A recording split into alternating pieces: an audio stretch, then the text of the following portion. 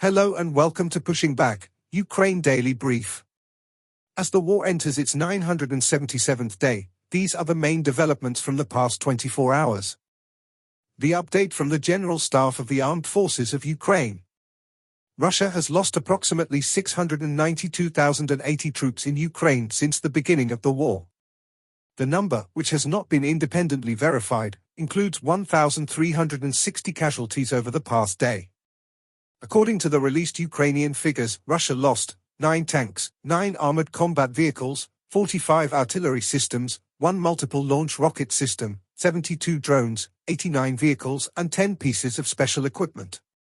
Sweden allocates €63 million for a military support package to Ukraine. The package includes €20 million for the procurement of defense equipment through the Ukrainian defense industry. This is an excellent demonstration of the Danish model implementation. Sweden also intends to allocate €43 million to capability coalitions within the Ukraine Defense Contact Group, Coalition for Fighter Jets, Maritime Coalition, Demining Coalition, and IT Coalition.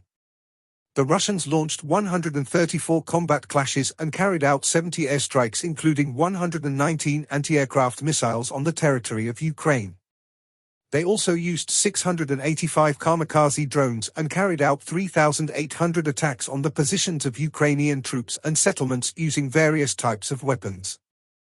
In its latest intelligence update, the Institute for the Study of War, NATO Secretary-General Mark Rutte announced that South Korean intelligence officials shared evidence with NATO officials on October 28 that North Korean units are operating in Kursk Oblast. Ukrainian forces conducted another series of drone strikes against Russian distilleries on the night of October 27 to 28, reportedly to reduce Russian aviation capabilities. Russian President Vladimir Putin briefly acknowledged Russia's labor shortages on October 28, but highlighted Russia's low unemployment rates in an attempt to reframe this challenge in a beneficial light and claim that the Russian economy is able to sustain a long war in Ukraine. The Moldovan Constitutional Court stated that it will review the results of the October 20th European Union referendum on October 31st, and the third runner-up in the first round of the presidential election announced that he would not endorse a candidate in the runoff.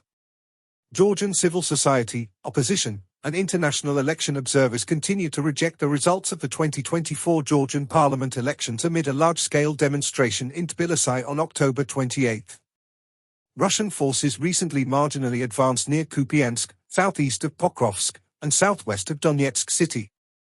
In Zelensky's address he spoke about 3 key areas. Firstly, reinforcing Nordic support for Ukraine. Zelensky expressed gratitude to Nordic countries for their principled support, highlighting a renewed commitment to defending Ukraine. At the Ukraine-Nordic Summit, Zelensky underscored the need for allies to uphold values of democracy and international law against the rise of authoritarianism, urging further defense packages and strategic investments to sustain Ukraine's resilience. Secondly, strengthening Ukraine's defense capabilities. Zelensky emphasized the importance of boosting Ukraine's domestic arms production, particularly for drones, long-range missiles, and electronic warfare systems.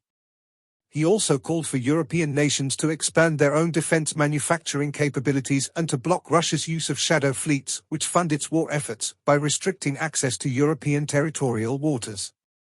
Lastly, call for NATO invitation. Zelensky reiterated Ukraine's request for a clear NATO invitation, clarifying that it does not equate to immediate membership but would offer geopolitical clarity and strengthen Ukraine's diplomacy with Russia.